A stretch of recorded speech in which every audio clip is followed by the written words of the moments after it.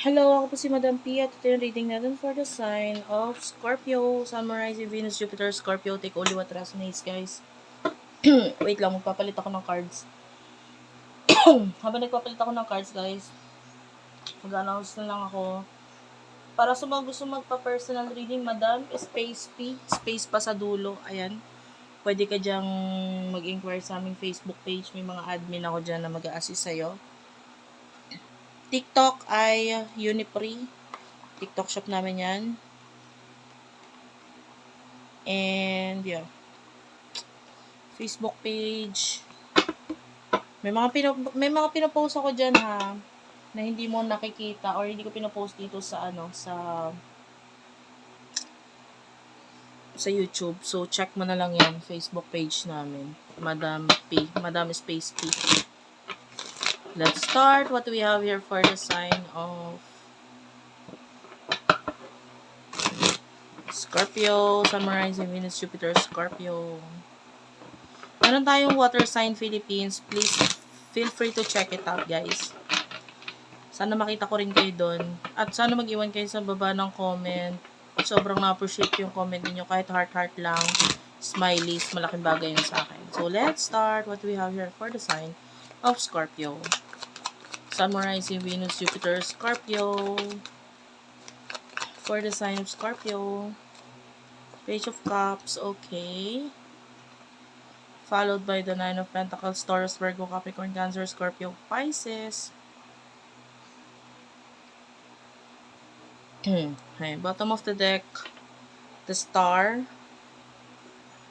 Medyo tinatakpan ko pag ganito na walang suot yung yung nasa picture kasi bawal. But anyway, Page of Cups, Scorpio, I feel like ngayon, yung iba sa inyo medyo immature pa pagdating sa love or emotionally. Hindi ninyo kayang i-express yung sarili nyo. Well, ganoon naman talaga yung Scorpio, very intense. And with the Nine of Pentacles, you are someone na magaling maybe mag-handle ng finances or, Batman and Robin. Ikaw si Robin, yung energy mo. You are someone na parang magaling kang friend or mabuti kang kaibigan. Tapos, kung kanino ka dumikit, nagkakaroon ng success dun sa person na yon. So, pwede nagiging part ka ng success nila or you are the kind of person na marami kang pangarap. Pero, eto ha, recently, maybe 2 to 3 years ago, iba pa yung pangarap mo. Ngayon, medyo nabago or naiba na.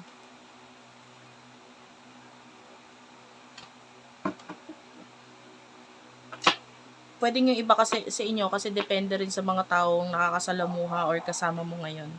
So, nadedepende rin yung pangarap mo sa kanila.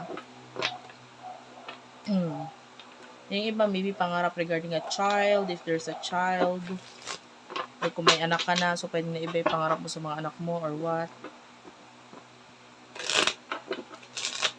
Person nakakonect mo, main energy niya. Person nakakonect mo, spirit guides, angel guides for the sign of Scorpio.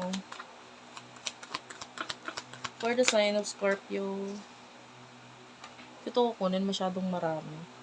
I will just take this one na nakahiwalay. The Judgment is here. Okay. Person nakakonect na Scorpio. Spirit guides, angel guides, please tell me. Person nakakonect na Scorpio. The Moon. Ayan, dalawang major arcana na yan ha. Bottom of the deck is a Three of Swords. Oh. Pwedeng may childhood connection sa inyo na itong person na to or pwedeng, pwedeng ka-connect mo siya. Could be a childhood friend or someone in the past. The Moon. Or pwedeng may connection kayo because of a child, ninang, ninong, ganyan. Maaaring ninang or ninong siya ng anak mo or vice versa.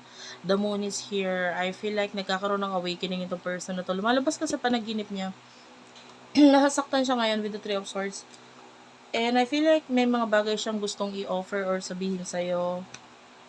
Pero I feel like yung the Two of Swords, ikaw yung dapat magdesisyon or ikaw yung may desisyon regarding sa connection ninyong dalawa.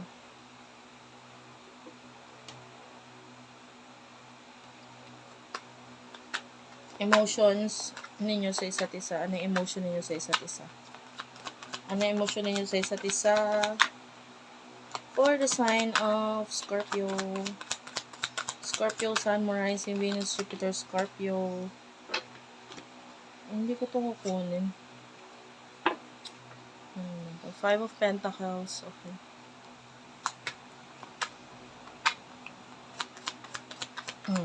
Emotion ninyo sa isa't isa. Okay. Dami na naman itong card. Wait lang. Kuha pa tayo.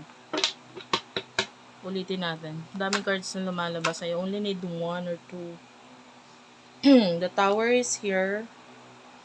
Okay. Ka-clarify natin to. What's with the Five of Pentacles and the Tower? Okay. Ten of Pentacles.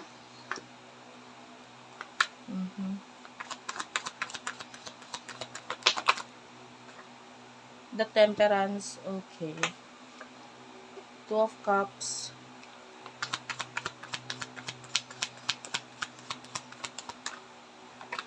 Oh, yun. Tumalon. Seven of Pentacles.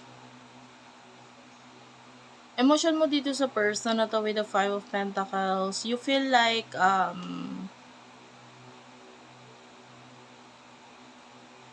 parang it's not possible kasi magkaiba kayo ngayon ng larangan na maybe magkaiba kayo ng pwedeng langit siya, lupa ka, parang gano'n. You feel like parang hindi pwede or hindi kanya pwedeng or hindi kanya kayang i-welcome sa buhay niya or yeah, marami kayong differences or you feel like hindi ka welcome sa connection na ito or yung iba sa inyo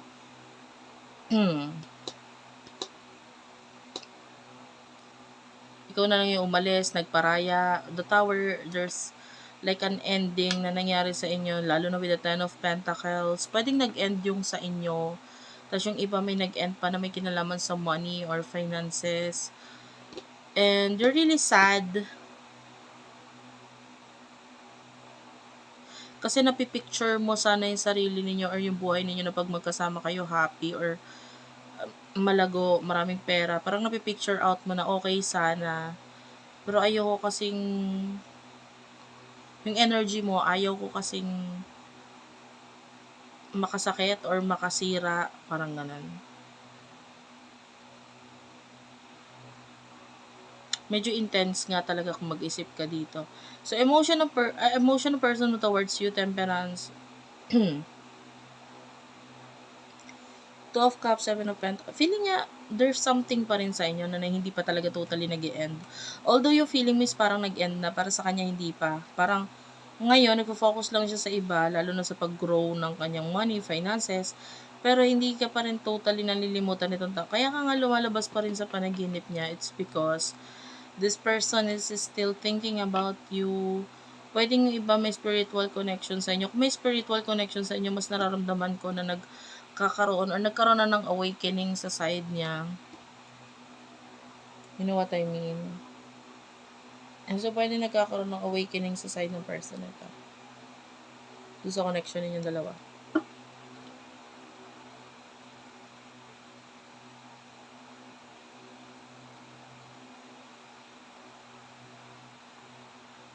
Parang ang dami niya ang pagod ng katawan ng person na to. Dami niya pinagkakaabalahan. Ay, nakuha ko yung energy niya.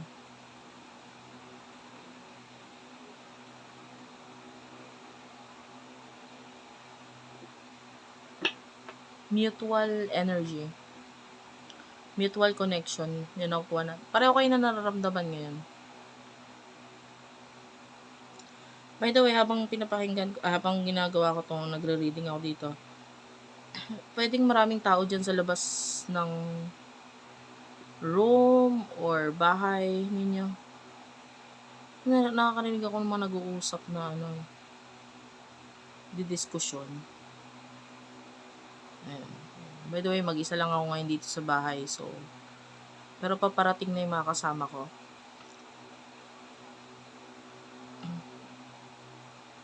Kaya, yeah, I already knew na yung sound na yun is galing sa place mo.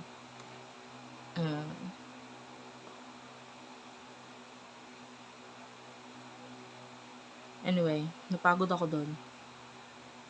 Napagod yung energy ng person mo eh. Parang siyang bugbog sa trabaho or sa career niya. What will happen in the near future for you?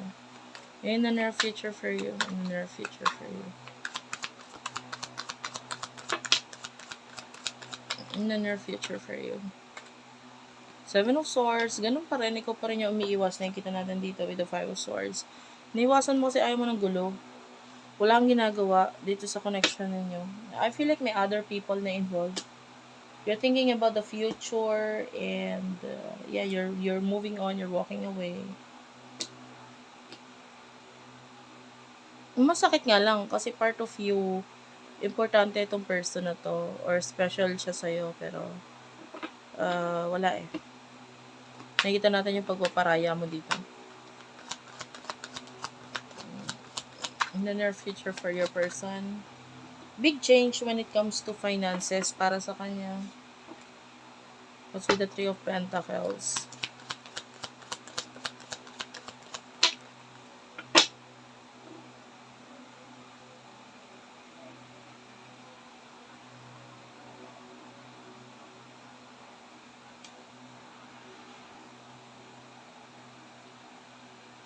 May naririnig talaga ako nagkakantahan.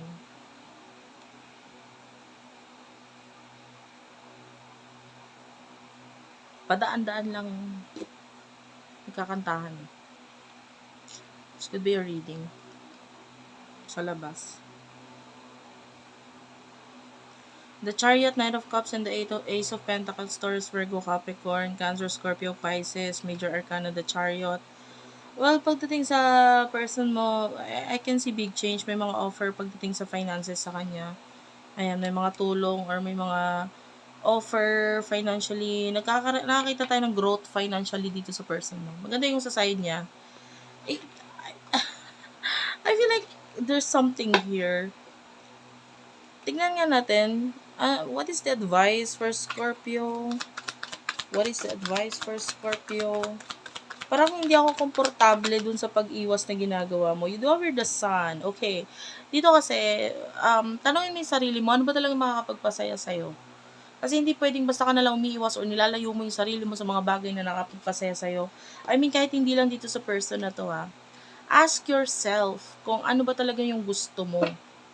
Okay?